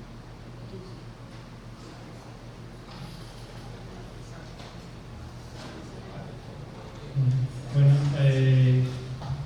Manuel, gracias por tu conferencia, por tu ponencia. Es más un comentario que una pregunta.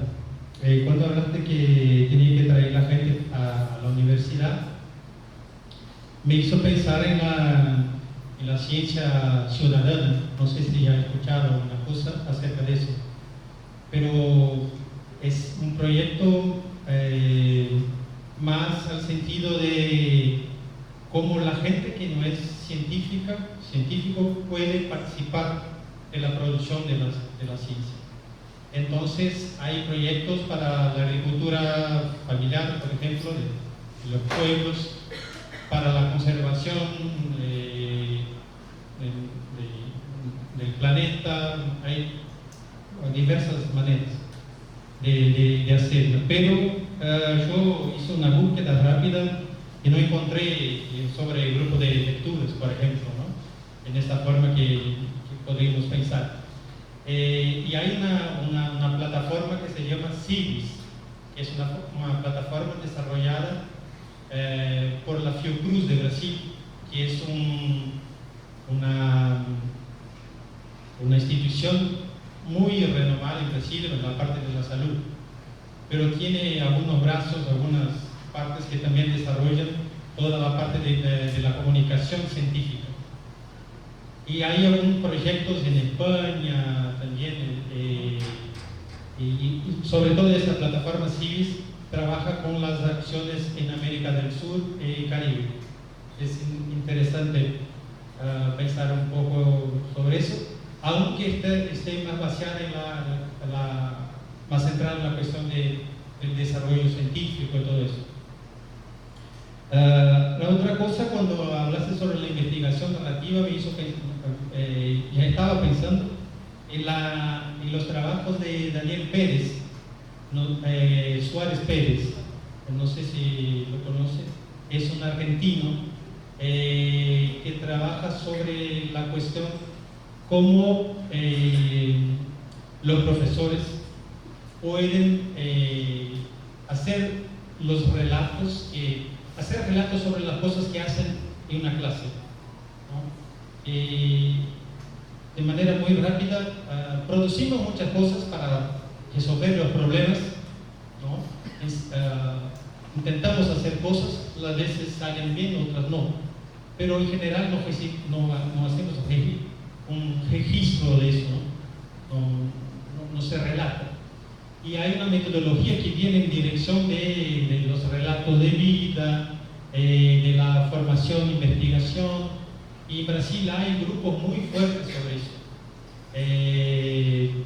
En Unicamp, en Bahía, en San Pablo, hay grupos que trabajan, sobre todo en la cuestión de la educación. Y eso que Cristina hablaba es un problema de Brasil. Nosotros tenemos un sistema de posgrado muy organizado, que no hay en algunos países, pero también tiene problemas, que demanda mucho que se publique, es un capitalismo científico.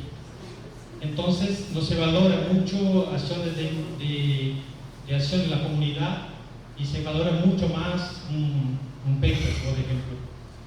Y se creó todo un sistema para puntos, y ese sistema hoy hace parte de una manera de progresión en nuestras carreras como maestros, como profesores. Ahora van a volver con todo eso, no se sabe mucho qué va a pasar, pero no se va a mantener este ranking de los periódicos.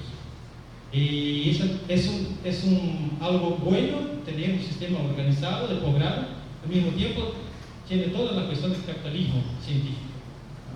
Es algo muy fuerte en sí.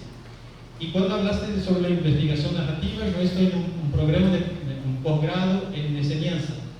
Y una vez tenía una chica que quería trabajar con investigación narrativa, y los otros docentes me preguntaron, ¿vas a aceptar esta candidata, esta alumna? Porque no es algo que tiene mucho base y todo eso. Porque ¿cómo va a validar su narración? Va a hablar de ella misma. Entonces, es algo que yo estoy seguro que en la filosofía jamás yo iba a rentar algo sobre o relato de sí mismo, ¿no? Eso es posible en la educación, por ejemplo, en Brasil, el programa de educación. Y hoy mismo yo estoy trabajando en una dirección de una chica que es surdo-ciega. Yo voy a hablar sobre eso. Y está haciendo un relato sobre su proceso identitario de reconocerse como surdo-ciega y hablar sobre ella misma. Estoy seguro que si no fuera en la educación, jamás iba a hacer. Entonces hay estas cuestiones mismo en Brasil. Gracias. Pasado.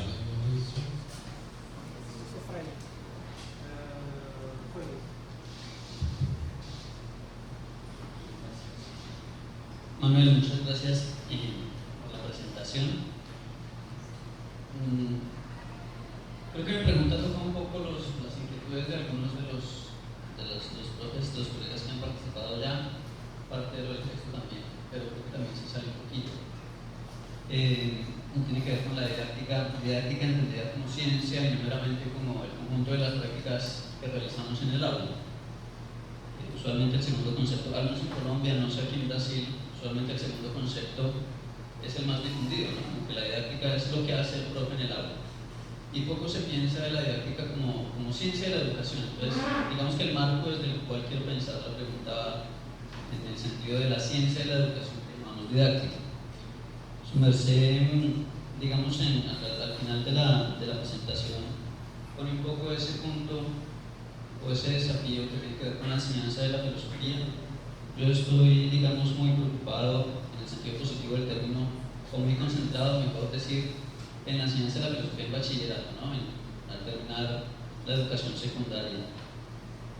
Y creo que lo que se propone ahí tiene mucho que ver, al menos desde mi perspectiva, con lo que uno pensaría en una didáctica desde la propuesta de teoría de filosofía como forma de vida. El objetivo, en términos de intencionalidades educativas, no sería que el estudiante comprenda a Kant, comprenda a Platón y reproduzca la teoría, sino que se transforme a sí mismo, ¿no? Pero más allá del objetivo que su merced creo que lo ha dejado muy claro, yo quisiera proponer la siguiente pregunta en relación con algo que a veces parece muy obvio y que en didáctica es profundamente cuestionado, digamos, y es los contenidos, ¿no? La pregunta, ¿qué enseñamos? ¿No? ¿Qué enseñamos en didáctica? Pues, digamos, para hacerlo muy breve, puede ser como usualmente lo pensamos: contenidos, un conjunto de temas, de teorías, ciertos Sócrates, Platón, Aristóteles, el pluralismo, moral. Pero también puede ser un conjunto de habilidades de pensamiento, entonces uno pues, puede pensar rápidamente en el proyecto de Matthew Lipman y en la charla, ¿no? El estudiante aprenda a sintetizar, a identificar elementos en un texto, que construye argumentos, lo que construye, etc. O un conjunto de competencias, que es lo que hoy en día está en boga gracias al Banco Mundial. El estudiante sepa construir un argumento, por ejemplo. Pero entonces, la pregunta viene acá. Desde esta perspectiva de la hermenéutica de Riquet, aunada a la perspectiva investigativa de Falsborda, ¿qué lugar parecería tener o qué lugar su merced ve con respecto a este asunto de los contenidos de dos elementos? ¿Qué lugar para la experiencia del estudiante? ¿Qué lugar para el texto filosófico? Pensándolo de la siguiente manera: usualmente, al menos en mi experiencia, el lugar de la experiencia del estudiante, el lugar de la vida en general, en una clase de filosofía se queda en el ejemplo. Para explicar un poco la dialéctica hegeliana, no sé, del amo y el esclavo, por ejemplo, pues yo pongo un caso de la cotidianidad, ¿cierto? Es decir, primero está el texto filosófico, la teoría, que es el contenido, y luego está la vida o la experiencia, la anécdota, para que el estudiante llegue a comprender ese contenido filosófico. Entonces la pregunta va un poco ahí. Desde esta perspectiva que su merced nos propone, de esta hermenéutica de la acción como texto, de que el objetivo sea transformar la vida, transformar la comunidad como objetivo de enseñanza, ¿qué lugar su merced vería, o si el orden de esta relación que acabo de mostrar quedaría incólume o habría que cambiarlo? No sé si me hago entender.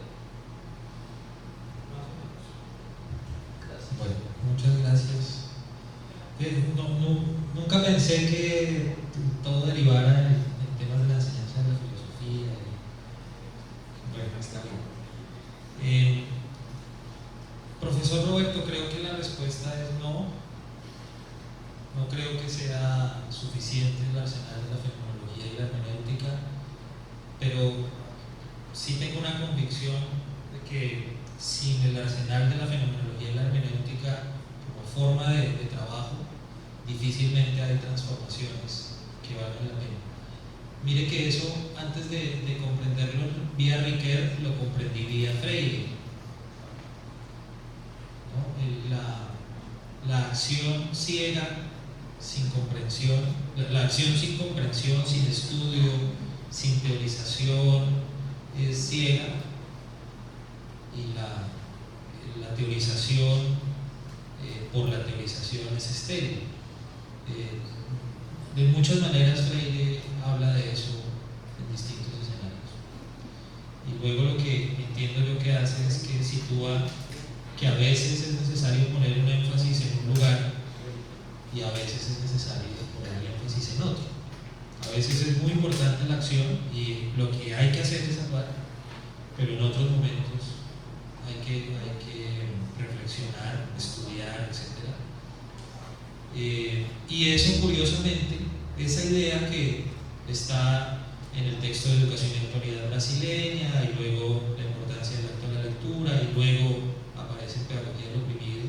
En Pedagogía del Oprimido está con un acento muy fuerte en la fenomenología, por lo menos de carácter creado, pero que uno puede leer también en una clave husserliana,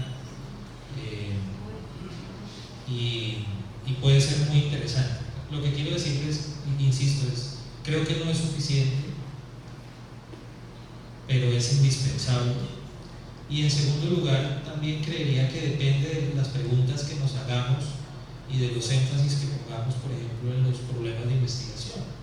Hay problemas de investigación o de acción que difícilmente se pueden hacer sin examinar el fenómeno, sin mirar cómo se da ese fenómeno a la experiencia de las personas, cómo se relata, cómo aparece como susceptible de ser interpretado, difícilmente. Pero hay otras preguntas o de investigación o de intervención que o no necesitan hacer ese énfasis de manera vehemente, o a veces incluso ni siquiera deben pasan por ahí. Ejemplos no se me ocurren ahora, pero intuyo que podría explorarse la respuesta a propósito de eso. Ahora, sé que que hay muchas distancias entre Bátimo y Riquet. No me quiero referir a las distancias, pero hay una tesis de Bátimo en ese libro que escribe con Zavala, que se llama Comunismo Hermenéutico, que creo que la podría de algún modo suscribir Riquet, por lo menos de manera general. Y es la reversión que hace a la tesis 11 de Feuerbach para decir que hasta ahora en filosofía en una cierta filosofía se ha intentado demasiado transformar el mundo, y de lo que se trata es de comprenderlo, porque la potencia crítica de la comprensión, pero sobre todo de una comprensión plural, es lo que haría que se democratizara, hasta donde recuerdo la postura de Bátimo y Zavala, lo que haría que se democratizara el pensar, la acción, la universidad, aborda temas de fe, etc. Más allá del tema, digamos, de las distancias, insisto, entre Riquet y Bátimo, la idea, el gesto filosófico de Bátimo y Zavala en ese texto me parece que sigue siendo pertinente. O sea, comprender más y mejor con el auxilio del diálogo interdisciplinar, con el auxilio de las voces de las personas, con el auxilio de distintos símbolos de la cultura. Comprender más sí es un primer paso de transformación en muchos sentidos. Sí es un primer paso de transformación y de crítica social, entre otras cosas, el que podemos hacer también desde la universidad. Incluso el que a lo mejor nos corresponde desde la universidad, en nuestras facultades de filosofía. Es lo que alcanzo a pensar, pero seguramente no. Hay muchas más cosas que se podrían decir. Sobre la intervención, la segunda intervención, solamente quiero contarle la experiencia de un colega. Este colega es un colega colombiano que se ha dedicado, hizo su tesis sobre Gadamer, sobre la salud, sobre la lectura que hace Gadamer de los hipocráticos, y en esa lectura de los hipocráticos, en qué sentido la amistad es sanadora, la amistad es cura. Una tesis muy correcta, laureada, larga, pero él se ha dedicado a explorar el tema del dolor, por una razón que no solamente la extensión de su tesis, sino su experiencia vital. Escribimos un texto sobre el dolor, comparando la idea de Gadamer en una conferencia chiquita que se llama El dolor, que fue publicada inicialmente en italiano, y el texto sobre el sufrimiento y el dolor de Riquet. Pero él tomó la iniciativa de hacer ese texto y comenzó a entrevistar personas que padecían dolores relacionados con el cáncer. ¿Por qué? Su hermana había sido diagnosticada con cáncer. Y eso le disparó la necesidad de pensar estos dos textos y hacer el ejercicio riguroso de comparar, pero acudiendo a voces de personas con dolor. 2 años después a su padre le diagnosticaron demencia senil e hizo un texto sobre la vejez recién publicado por SEB, creo que es la editorial, sobre la vejez, entrevistando a su padre antes de que se le perdiera su memoria y a otras personas mayores, y haciendo una discusión con Jean Amery sobre si la vejez es una enfermedad o no, y es una enfermedad insoportable o no. Y acaba de escribir un texto sobre la amputación, poniendo en diálogo a Weizsäcker con Gadamer y con otros autores, porque su hermana lleva la 3ª remisión de cáncer y perdió un ojo, perdió el oído y ha perdido una parte de su cabeza, de su cráneo, y eso lo ha impulsado a trabajar la amputación como problema filosófico. ¿Por qué pongo el ejemplo? No tiene que ser una regla que todos debemos trabajar únicamente las cosas que nos pasan, ni más faltaba, pero creo que es un muy buen ejemplo cercano para mí de una de las cosas que me resonó cuando usted habló, y es que a lo mejor sí podemos trabajar filosóficamente cosas que nos pasan con el arsenal propio del filósofo. Si él hubiera sido literato habría hecho otra cosa, si hubiera trabajado en educación otra cosa, pero él como filósofo y como profesor de filosofía ha recurrido a su experiencia vital y a las narraciones de las personas, porque en este texto sobre la amputación entrevista en profundidad a su hermana, y como la tiene que acompañar muchos días al Instituto de Cáncer, conoció a una mujer a la que le amputaron los 2 senos y la entrevista a profundidad. Y esas entrevistas son motivo de reflexión en diálogo con Weizsäcker a propósito de la amputación. Entonces me hizo resonar eso y lo quería contar. Sobre lo tercero, sobre las conjunto de preguntas de Freddy, lo que pasa es que yo me he pensado la experiencia de bachillerato porque nunca he sido profesor de bachillerato. Y en la universidad, no, en la universidad creo, primero sí suscribiría la perspectiva, esa lectura de Pierre Hadot a propósito del lugar de la enseñanza de la filosofía, que creo que es también muy cercana a la perspectiva de Ricoeur, en el sentido de que la educación tiene como uno de sus propósitos formar, o sea, que la conciencia como tarea, es una idea que Ricoeur repite en varios textos menores sobre educación y en textos mayores, como está, por ejemplo, en el texto sobre Freud y así en varios. La conciencia como educación, pero no una conciencia, es una conciencia encarnada, es una conciencia viva, es una conciencia plural con otros. Creo que hay trabajos, por ejemplo, que muestran que la pequeña ética de sí mismo como otro bien podría ser también un itinerario de formación. O sea, ¿para qué formar? Para que logremos tender a la vida buena con y para otros en instituciones justas, y eso se volvería, digamos, un programa de trabajo. Me quedo muy corto en decir más cosas porque no las he pensado, pero no. Y además, una de las cosas que usted dijo sobre si se cambiaría la relación texto-experiencia, yo creo que en eso habría que ser más frenético.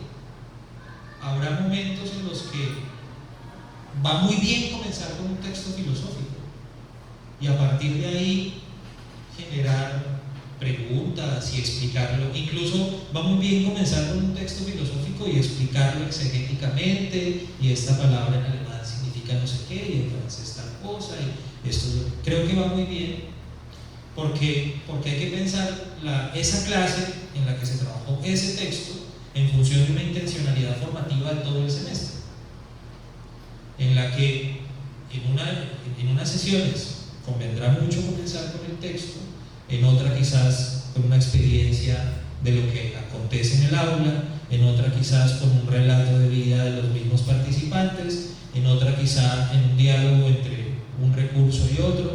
Entonces, creo que lo que se nos fuerza un poco es a desplegar la imaginación productiva. Es más, lo enuncio solo como una idea que ya la hemos conversado también con Freddy, y es que entre todas las ventajas epistemológicas, teóricas, antropológicas, etcétera, que nos da tener las lecciones sobre la imaginación para comprender mejor el pensamiento de Riquet, una de esas ventajas, o digamos una de las vetas que se abre en las lecciones sobre la imaginación, es una beta pedagógica. O sea, ¿cuál es el lugar de la imaginación? Y esa articulación entre la imaginación productiva y reproductiva, y en relación con la utopía y con la ideología, etc. ¿Cuáles son las potencialidades que emergen de allí en un ejercicio de pensar la educación? ¿Qué lugar ocupa la imaginación en la formación? Creo que se puede hacer mucho al respecto. Una de esas cosas que creo que se ha trabajado en didáctica, pero yo no conozco del todo, es qué lugar ocupa la imaginación en un sentido general en la posibilidad de diseñar cursos, instrumentos, estrategias, en pensar el aula, en pensar a los sujetos. Creo que hay que hacer recurso a la imaginación, pero hasta ahí me quedo muy limitado en responder más.